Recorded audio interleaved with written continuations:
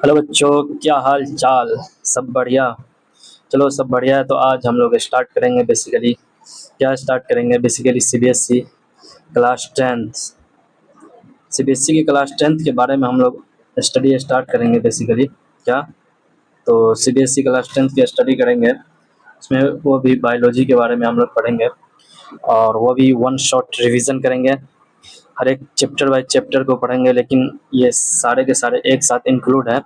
तो आप लोगों से रिक्वेस्ट है कि जो भी सीबीएसई टेंथ क्लास में हो, बायोलॉजी की तैयारी जिनकी अच्छी नहीं हो रही है, वो एग्ज़ाम के लिए और एमसीक्यूज इसी तरीके से प्रैक्टिस करने के लिए अब हमारे चैनल को सब्सक्राइब करें, और हमारे चैनल को ज़्यादा से ज़्यादा लोगों तक उसको शेयर करें, और अपनी फैमिली को जल्दी से जल्दी 1K फॉलोवर बनाएं, ताकि जब 1K फॉलोवर हो जाएगा तो हम आप लोगों को लाइव क्लास भी लेंगे।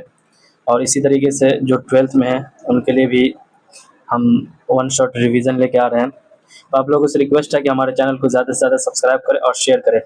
तो चलिए बच्चों, हम लोग स्टार्ट करते हैं। बेसिकली सीबीएसई क्लास टेंथ के बारे में हम लोग स्टडी करेंगे, ठीक है, और वन लाइनर को देखेंगे, ठीक।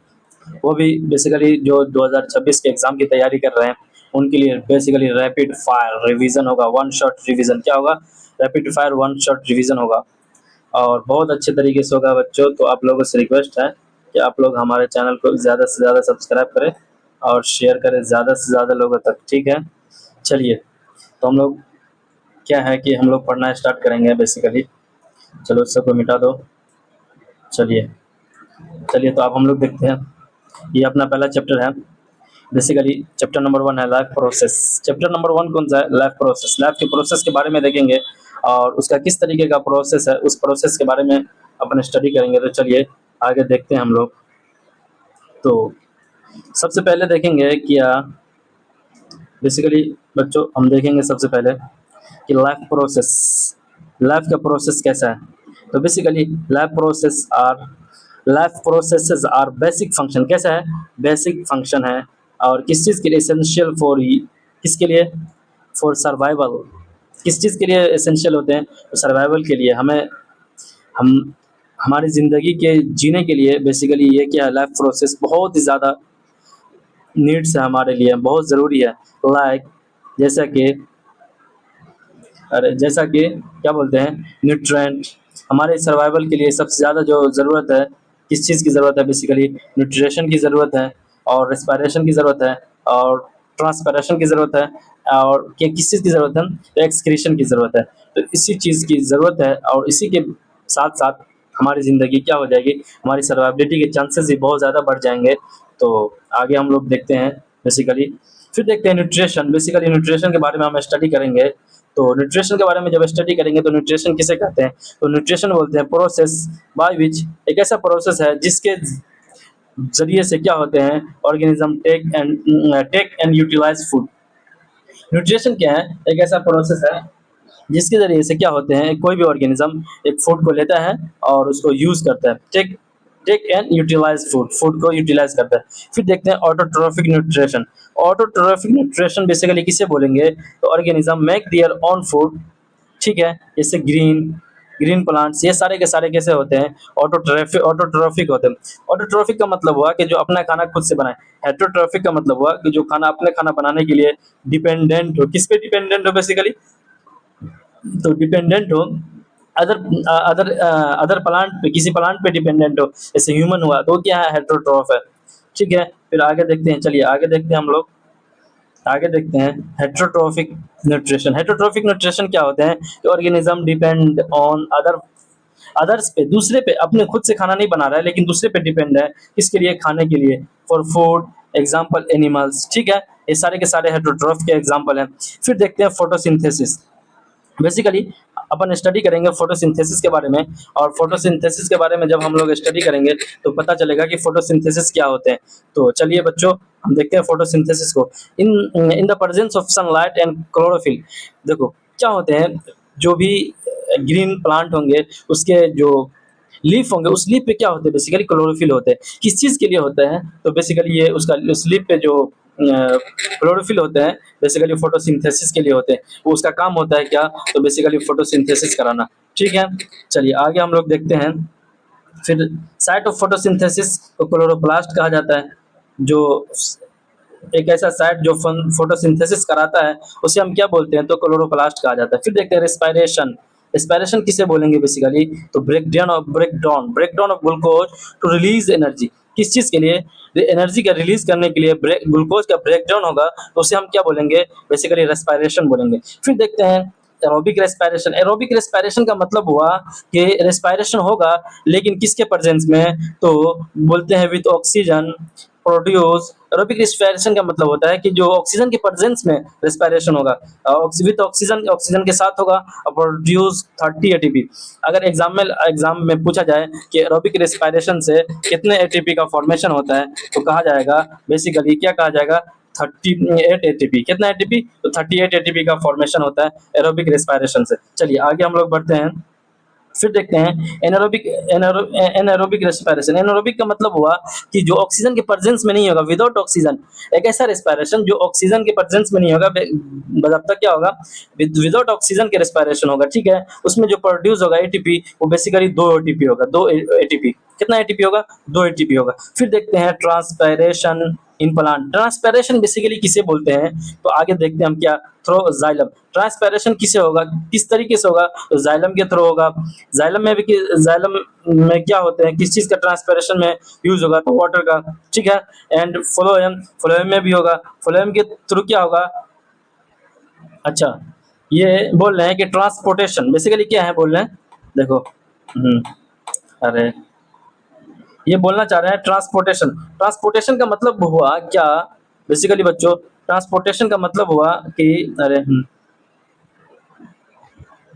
ये चलो,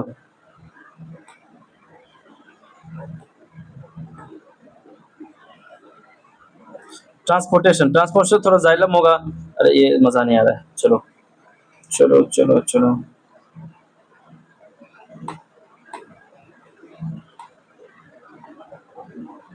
हाँ, नहीं ये पे नहीं रहने दो, चलो देखते हैं। ट्रांसपोर्टेशन बेसिकली, ट्रांसपोर्टेशन का मतलब होगा ट्रांसपोर्टेशन इन प्लांट। प्लांट में ट्रांसपोर्टेशन होता है, किसके द्वारा होगा, किसके जरिए से होगा, थ्रो जाइलम। जाइलम के थ्रू से वाटर का ट्रांसपोर्टेशन होगा, ठीक है। फिर देखते हैं थ्रो फ्लोएम। फ्लोएम के थ्रू होगा, तो इसमें किस, अगर फ्लोएम के थ्रू ट्रांसपोर्टेशन हुआ तो उसमें क्या होगा, खाने का ट्रांसपोर्टेशन होगा।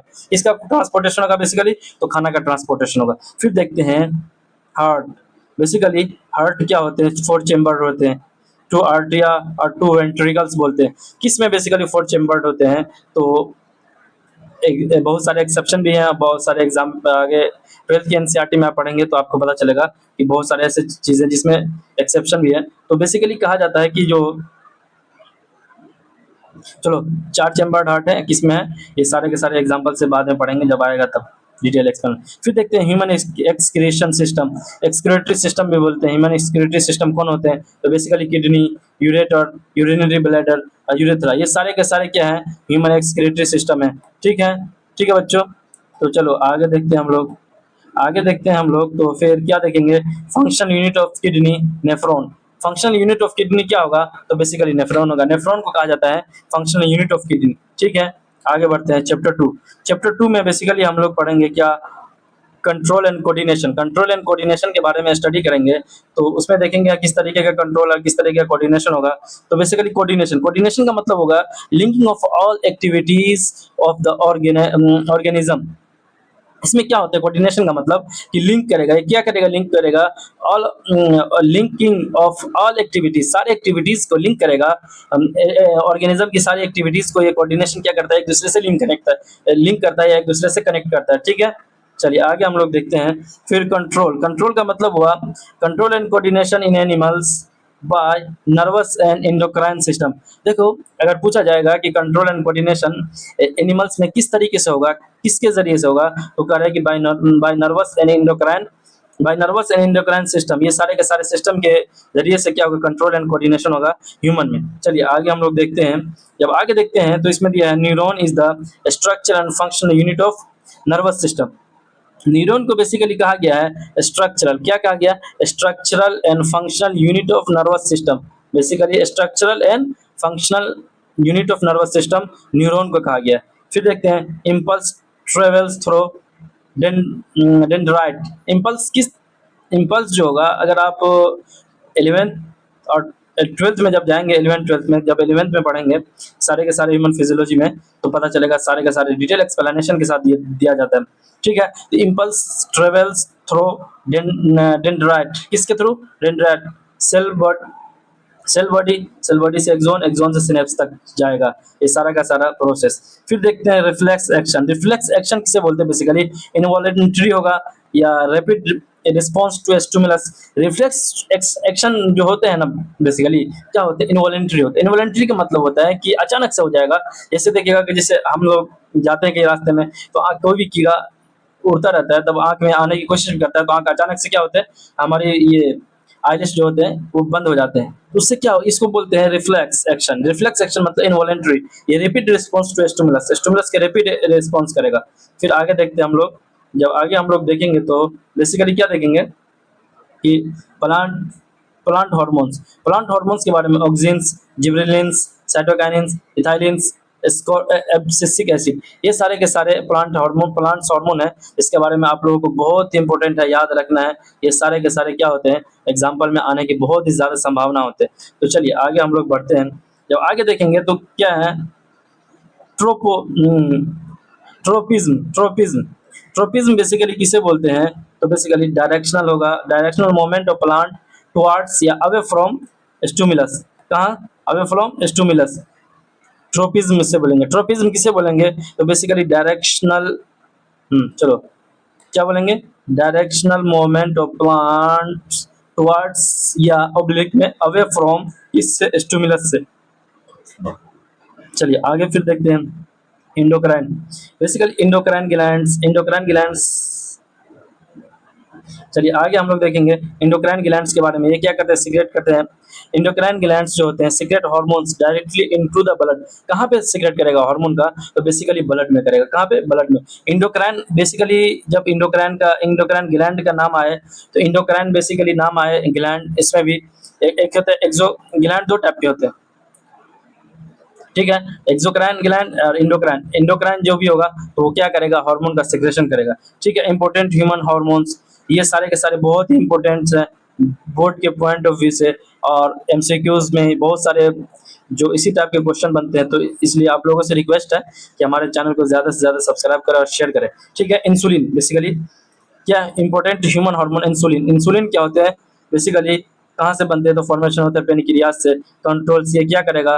तो शुगर का कंट्रोल करेगा। ठीक है, फिर देखते हैं thyroxine. Thyroxine basically thyroid gland में बनेगा, फिर ये कंट्रोल करेगा मेटाबॉलिज्म को। किसको कंट्रोल करेगा? बेसिकली मेटाबॉलिज्म को कंट्रोल करेगा। चलिए आगे बढ़ते हैं हम लोग। जब आगे बढ़ते हैं तो देखेंगे हम क्या देखेंगे, एड्रीनलिन। एड्रीनलिन बेसिकली कहाँ पे बनेगा? तो एड्रीनल ग्लैंड में। ये क्या करेगा? बेसिकली फाइट, इसको बोलते हैं फाइट या फ्लाइट हार्मोन। ये बेसिकली जब भी किसी टाइप का आपको, जैसे फाइट का मतलब होता है लड़ाई, बेसिकली क्या होते हैं कि जब अचानक से कुछ भी आपको किसी टाइप का झटका लगे, उसको उस टाइम पे एड्रीनलिन काम करता है। ठीक है, इसको बोलते हैं फ्लाइट हार्मोन। फिर देखते हैं growth hormone. Growth hormone basically pituitary gland में उसका फॉर्मेशन होगा, उसको बॉडी ग्रोथ कराएगा। क्या कराएगा? बॉडी का ग्रोथ कराएगा। फिर आगे देखते हैं हम लोग, चैप्टर नंबर 3 है ये बेसिकली अपना, ये हाउ डू ऑर्गेनिज्म रिप्रोड्यूस। अब देखते हैं रिप्रोडक्शन, बेसिकली हम इसमें पढ़ेंगे कि ऑर्गेनिज्म का रिप्रोडक्शन किस तरीके से होगा। तो यही कहना चाह रहे हैं कि रिप्रोडक्शन रिप्रोडक्शन क्या? Basically process of producing new individual. Reproduction का मतलब ये होता है कि न्यू इंडिविजुअल का प्रोडक्शन करना। किसका?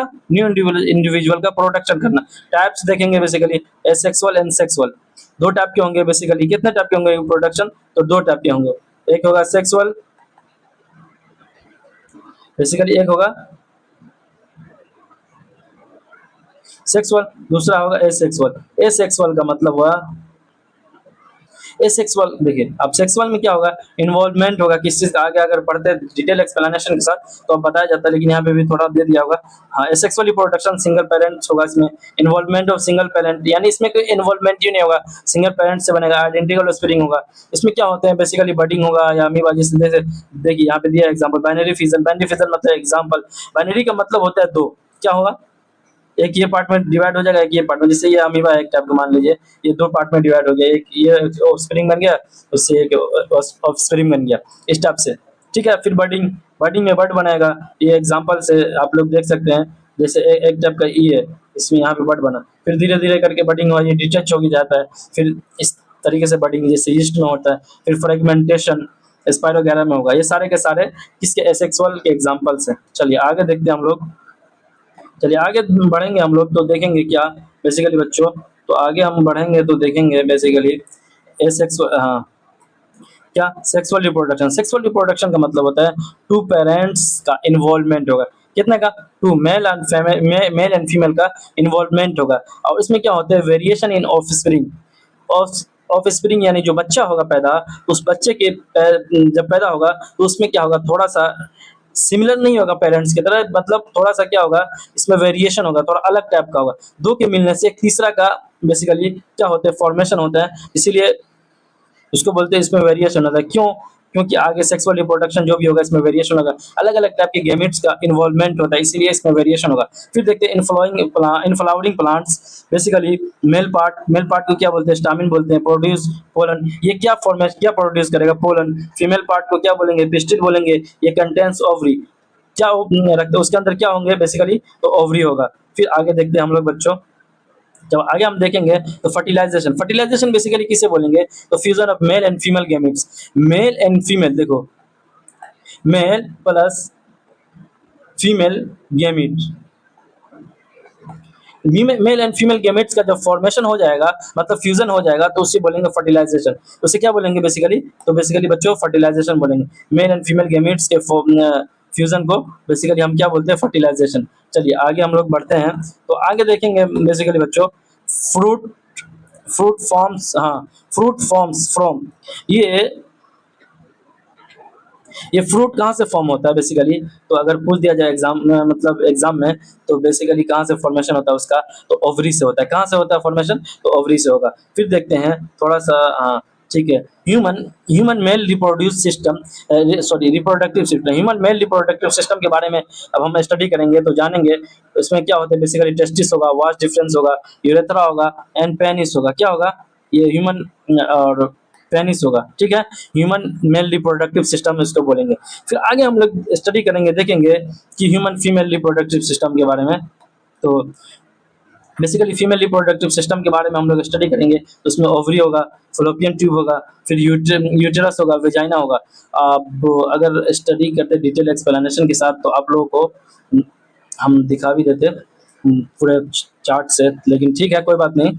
आप वन शॉट रिवीजन देख के, अगर वन शॉट रिवीजन से आप लोग प्रैक्टिस करने की कोशिश करें और समझने की कोशिश करें। अगर आप लोगों की डिमांड होगी कि नहीं आप हमें डिटेल एक्सप्लेनेशन के साथ 10th लोग की बायोलॉजी पढ़ाइए, तो हम पढ़ाएंगे ज़रूर। आप लोगों की सपोर्ट के लिए आप लोग हमारा सपोर्ट करें, सब्सक्राइब करें, ज़्यादा से ज़्यादा लोगों तक उसको शेयर करें। और यूएन मेडिको वर्ल्ड, कौन सा, बेसिकली यूएन मेडिको वर्ल्ड अपना चैनल, यूट्यूब चैनल है यूएन मेडिको वर्ल्ड, ठीक है।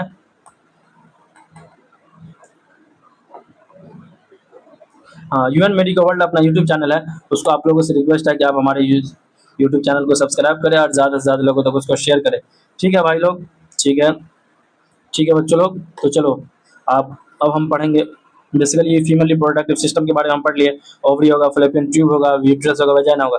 फिर आगे देखते हैं हम लोग कुछ चीज़ें देखेंगे, क्या देखेंगे बच्चों, तो आगे कुछ चीज़ें ये देखेंगे कि फर्टिलाइजेशन, बेसिकली फर्टिलाइजेशन आप देखते हैं कहाँ पे होगा, बेसिकली इन फलोपियन ट्यूब। देखो फर्टिलाइजेशन तो बता दिए कि fusion of male and female gametes को फर्टिलाइजेशन बोलेंगे, लेकिन आप करेंगे फर्टिलाइजेशन बेसिकली होगा तो होगा कहाँ, तो बोलते हैं कि in female, in fallopian tube, female के जो फॉलोपियन ट्यूब होगा वहां पे जाकर के फर्टिलाइजेशन होगा। अब फर्टिलाइजेशन होने के बाद जाइगोट का फॉर्मेशन होगा। जाइगोट का जब फॉर्मेशन होगा तो जाइगोट फर्दर डेवलप करेगा या उसका फर्दर ग्रोथ होगा एम्ब्रायो में, ठीक है। एम्ब्रायो फिर फर्दर ग्रोथ करेगा फीटस में, फिर फीटस का फर्दर एजुकेशन, मतलब पार्चुरेशन हो जाएगा, पार्चुरेशन के थ्रू वो बाहर आ जाएगा, ठीक है। तो ये सारे के सारे प्रोसेस है, 12th में बहुत ही डिटेल एक्सप्लेनेशन के साथ आप लोग पढ़ेंगे उस चीज़ को। फिर देखते हैं कॉन्ट्रासेप्टिव मेथड्स, ये एक चीज़ मेथड दिया है कि अवॉइड, बेबी के अवॉइड करने के लिए एक मेथड है, बेसिकली मैकेनिकल होगा या केमिकल होगा या सर्जिकल होगा। कॉन्ट्रासेप्टिव मेथड 3 टाइप के हैं बेसिकली, कितने, मैकेनिकल होगा या केमिकल होगा या सर्जिकल होगा। तो आगे हम इतना ही दिया है, यहाँ पे फर्दर डिटेल एक्सप्लेनेशन नहीं दिया है। तो कॉन्ट्रासेप्टिव में बेसिकली एक नेचुरल होते हैं, जैसे इलेक्ट्रेशनल एमिनोरिया, बहुत सारी चीज़ होता है। तो चलिए आगे यहीं तक दिया है, आगे हम चैप्टर नंबर 4 देखेंगे। चैप्टर नंबर 4 में है heredity and evolution. Heredity and evolution को पढ़ेंगे बच्चों। तो हेरिडिटी बेसिकली क्या होते हैं? Passing of trait from parents to offspring. कहाँ से? पेरेंट्स से ऑफस्प्रिंग में क्या किस चीज़ का पास होना? बेसिकली ट्रेड्स का फ्रॉम पेरेंट्स टू ऑफस्प्रिंग। तो उसको बोलते हैं बेसिकली, क्या बोलते हैं? हेरिडिटी। क्या बोलते हैं? हेरिडिटी। फिर आगे हम देखते हैं कि जॉर्ज मेंडल के बारे में हम लोग स्टडी करते हैं, तो इसको क्या कहा जाता है? Father of genetics. क्या कहा जाता है बेसिकली? तो जॉर्ज मेंडल को फादर ऑफ जेनेटिक्स कहा जाता है। चलिए आगे हम लोग देखते हैं बेसिकली, जब आगे, हाँ ठीक है, ट्रेड्स के बारे में स्टडी करेंगे। ट्रेड्स किसे बोलते हैं? तो कैरेक्टरिस्टिक्स इनहेरिटेड, यानी इनहेरिटेड कैरेक्टरिस्टिक जो हमारे अंदर आ गया हो, इनहेरिटेड कर गया हो। एग्जांपल हाइट, आई, कलर, ये सारे के सारे एक ऐसे ट्रेट होते हैं जो हमारे अंदर आ जाते हैं। बेसिकली हम किससे हासिल करते हैं, किससे लेते हैं? तो हमें किससे मिलता है? तो पेरेंट्स से, प्रोजेनी में आते हैं। ठीक है, फिर देखते हैं जीनोटाइप। जीनोटाइप का मतलब हुआ कि जेनेटिक से जो चीज हमें मिलता है जेनेटिकली, उसको जीनोटाइप में बोलेंगे। फिर फिनोटाइप मतलब होता है कि एक्सटर्नल अपीयरेंस उसको बोलते हैं। ऑब्जर्वेबल ट्रेट, इसको बोलते हैं ऑब्जर्वेबल ट्रेट, जिसको हम ऑब्जर्व कर सकते हैं, देख कर कुछ भी बोल सकते हैं कि इसके अंदर वो चीज नहीं है, इसके अंदर उस चीज की कमी है। ये सारे के सारे ऑब्जर्वेबल ट्रेट होते हैं। लेकिन जेनेटिक जीनोटाइप जो होते हैं वो नॉन ऑब्जर्वेबल होते हैं, वो जेनेटिक मेकअप पे डिपेंड करता है। ठीक है, फिर देखते हैं डोमिनेंट एलील का। उसको ये कहा है कि डोमिनेंट एलील मास्क मतलब होते हैं कि हाइड कर देगा। डोमिनेंट एलील क्या करेगा? मास्क करेगा। मास्क मतलब बेसिकली हाइड कर देगा। क्या हाइड? किसको? रिसेसिव एलील को। यानी डोमिनेंट एलील जो होगा वो अपना कैरेक्टर को शो कर देगा, और जो रिसेसिव होगा उसके कैरेक्टर बेसिकली हाइड हो जाएंगे, उसका कैरेक्टर शो नहीं होगा। फिर आगे देखते हैं हम लोग। आगे जब हम लोग स्टडी करेंगे तो इसमें देखेंगे मेंडल्स लॉ। मेंडल्स लॉ कौन कौन से हैं? तो ऑप्शन नंबर ए में पहला नंबर है लॉ ऑफ डोमिनेंस। इसमें क्या होगा? एक कैरेक्टर अगर डोमिनेंस होगा, तो डोमिनेंस जो होगा, ये डोमिनेंस क्या करेगा? अपना कैरेक्टर को शो कर देगा, और रिसेसिव जो होगा उसका कैरेक्टर शो नहीं होगा। फिर देखते हैं लॉ ऑफ सेग्रीगेशन। ये सारे के सारे तीसरा नंबर पे लॉ ऑफ इंडिपेंडेंट असॉर्टमेंट। ये सारे के सारे मेंडल क्या है? लॉ ऑफ मेंडल्स लॉ है। ठीक है, फिर आगे देखते हैं हम evolution. Evolution basically gradual development of life forms. Evolution के बारे में क्या कहा जाता है? बेसिकली ये ग्रेजुअल है, ये सडन चेंज नहीं है, बेसिकली ग्रेजुअल, स्लोली, धीरे धीरे चेंज होने वाला एक प्रोसेस, उसको क्या बोलते हैं हम लोग? एवोल्यूशन बोलते हैं। एवोल्यूशन क्या बोलते हैं? धीरे धीरे चेंज, यानी धीरे धीरे, सडनली नहीं होगा, बेसिकली धीरे धीरे, gradual development of life forms. Life form का धीरे धीरे डेवलपमेंट होना, उसको एवोल्यूशन बोलते हैं। अगर आगे आ जाएगा फिर म्यूटेशन, तो पता चलेगा कि सडन चेंज होते हैं। फिर fossils provide evidence of evolution. Fossil क्या प्रोवाइड करते हैं? बेसिकली जितने भी फॉसिल्स हैं, हमने जो रिसर्च किया है तो हमें पता चला कि बहुत सारे ऐसे फॉसिल्स हैं जिससे पता चलता है कि कहीं ना कहीं हमारा एवोल्यूशन हुआ है। तो यही एविडेंस ऑफ एवोल्यूशन है। फिर देखते हैं कि होमोलोगस ऑर्गन्स। होमोलोगस मतलब सेम स्ट्रक्चर होगा, डिफरेंट फंक्शन होगा। ये सारे के सारी चीज आप लोग डिटेल एक्सप्लेनेशन के साथ पढ़ेंगे, और अच्छे तरीके से पढ़ेंगे 12th में, 12th की एवोल्यूशन चैप्टर में। ठीक है, तो सेम स्ट्रक्चर होगा, डिफरेंट फंक्शन होगा। Example four limbs. ठीक है, ये इतना ही दिया है एग्जांपल। चलिए, आप लोग के सिलेबस के हिसाब से ही है, आप लोग उसको याद कर लेंगे ना, लाइन टू लाइन डिक्टो, तो आपका 50 आउट ऑफ 50 एमसीक्यूज को कोई नहीं रोक सकता, और शॉर्ट आंसर को कोई नहीं रोक सकता। डिटेल एक्सप्लेनेशन के लिए लॉन्ग आंसर को आप लोग खुद से तैयार करो। अगर नहीं आप लोग तैयार कर पाते हो तो हमें बताना, हम आप लोगों को डिटेल मतलब लॉन्ग आंसर भी प्रोवाइड करेंगे। ठीक है, चलिए आगे देखते हैं एनालॉगस ऑर्गन्स। एनालॉगस का मतलब होता है डिफरेंट स्ट्रक्चर सेम फंक्शन। क्या होगा? स्ट्रक्चर तो डिफरेंट होगा लेकिन फंक्शन क्या होगा? सेम होगा। Example wings of bat and bird. Analogous का मतलब ही हुआ कि स्ट्रक्चर डिफरेंट होगा, अलग अलग टाइप का होगा, लेकिन सबका काम क्या होगा? एक ही, फंक्शन सेम ही होगा। तो इसी को बोलते हैं क्या बोलते हैं? एनालॉगस। ठीक है, wings of bat and bird. ठीक है,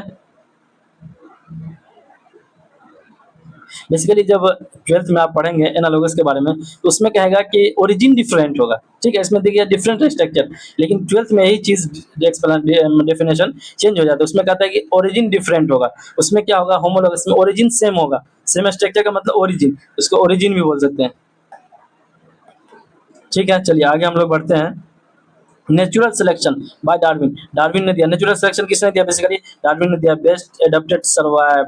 और उसने कहा कि सर्वाइवल फॉर फिटेस्ट, 12th की बायोलॉजी में है कि सर्वाइवल नेचुरल सिलेक्शन के बारे में, कि सर्वाइवल फॉर फिटेस्ट, उसी को कहा गया 10th में कि बेस्ट एडेप्टेड सर्वाइव, जो अच्छे से एडाप्ट करेगा वो सर्वाइव कर जाएगा, ठीक है, सर्वाइवल फॉर फिटेस्ट। फिर देखते हैं 5वां चैप्टर अपना इकोसिस्टम है, बहुत ही अच्छा चैप्टर है, तो आप लोगों से उम्मीद है कि आप लोग हमारे चैनल को सब्सक्राइब करेंगे और ज़्यादा से ज़्यादा लोगों तक उसको शेयर करें, और अच्छे तरीके से पढ़ने के लिए और अच्छे से एमसीक्यूज प्रैक्टिस करने के लिए आप हमारे चैनल को फॉलो करें और सब्सक्राइब करें और अपने दोस्तों तक, ज़्यादा से ज़्यादा लोगों तक उसको शेयर करें। चलिए फिर देखते हैं इकोसिस्टम। इकोसिस्टम के बारे में हम स्टडी करेंगे बेसिकली बच्चों, किसके बारे में स्टडी करेंगे, तो इकोसिस्टम के बारे में।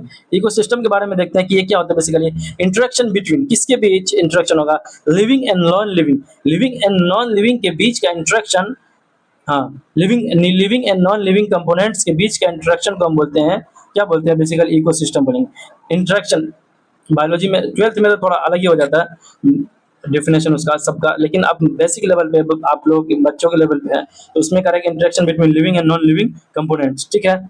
और आगे जब पढ़ेंगे 12th में तो उसमें होगा बायोटिक का बायोटिक के साथ इंटरेक्शन, एबायोटिक के साथ इंटरेक्शन, एबायोटिक का बायोटिक के साथ इंटरेक्शन, बहुत सारा इंटरेक्शन होता है।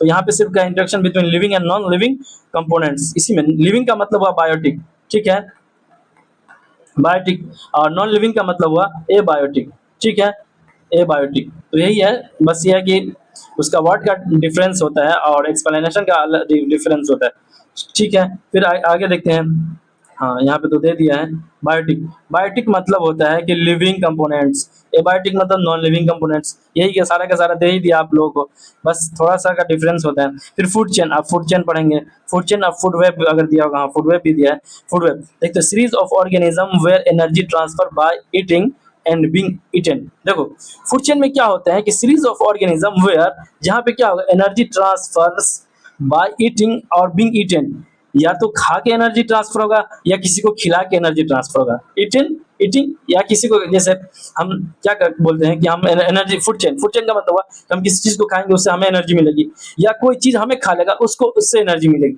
उसी को फूड चेन बोलेंगे। Series of organism where energy transfer, इसमें एनर्जी का ट्रांसफर होगा कैसे, बाय ईटिंग और बीइंग ईटन, या खाकर या किसी को अपने आप को खिलाकर, ठीक है। देखते जैसे एक प्लांट है, प्लांट को किसने खाया, ये गोट ने खाया, ठीक है। गोट को किसने खाया, मान के चलिए कोई मांसाहारी है, ठीक है, मतलब मीट खाता है, तो ह्यूमन ने खाया, तो इससे क्या हुआ कि ये फूड एक टाइप का फूड चेन होगा, ये उससे एनर्जी लिया, ये मतलब ये उससे एनर्जी लिया और ये उससे एनर्जी लिया, तो ठीक है, तो उसी को बोलते हैं फूड चेन। फिर फूड वेब में अलग टाइप का हो जाएगा, ठीक है। चलो बच्चों आगे देखते हैं हम लोग। फूड वेब में कह रहे हैं कि इंटरेक्शन, इसमें क्या होगा, food web interconnected food chain, ये फूड वेब भी होता है, थोड़ा सा अलग होता है, लेकिन इसमें इंटरकनेक्टेड फूड चेन ही के साथ साथ उसका भी इंटरकनेक्टेड होता है, लेकिन इसमें फिर आगे भी बढ़ जाते हैं फूड वेब में, यानी उसको भी कोई खाएगा, जैसे डिकम्पोजर हुआ तो ये वहां तक पहुंच जाते हैं। फिर देखते हैं आगे ट्रोफिक लेवल। ट्रोफिक लेवल का मतलब हुआ कि basically etch step in food chain, ये सारे के सारे स्टेप कहाँ पे होगा, फूड चेन में होगा, ट्रोफिक लेवल। फिर देखते हैं आगे हम लोग प्रोड्यूसर आप देखिए, हाँ चलिए, प्रोड्यूसर का मतलब होता है कि प्लांट, बेसिकली प्रोड्यूसर तो यहाँ पे अर्थ पे क्या, प्लांट ही है, प्लांट प्राइमरी कंज्यूमर भी है, हाँ प्लांट है। उसके बाद क्या होगा, प्राइमरी कंज्यूमर भी उसे बोलते हैं, हर भी उसको प्राइमरी कंज्यूमर, ठीक है। प्लांट प्रोड्यूसर क्या होगा, प्लांट होगा, फिर उसको प्राइमरी कंज्यूमर बोलते हैं। हर्बीवोर्स सेकेंडरी कंज्यूमर्स, हर्बीवोर्स जो होगा वो सेकेंडरी कंज्यूमर्स होगा, ठीक है।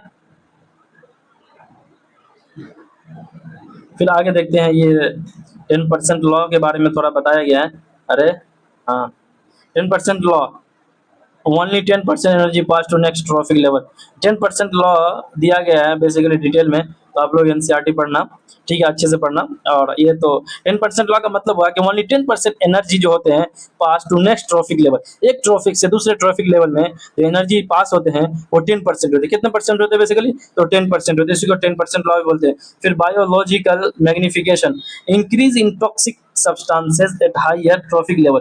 बायोलॉजिकल मैग्निफिकेशन किसे बोलेंगे, तो उसका मतलब ये होगा कि increase in toxic substances at higher trophic level, higher trophic level पे टॉक्सिक सब्सटेंसेस का इंक्रीज होना, उसी को बोलते हैं बायोमैग्निफिकेशन, ठीक है, आगे हम लोग बढ़ते हैं।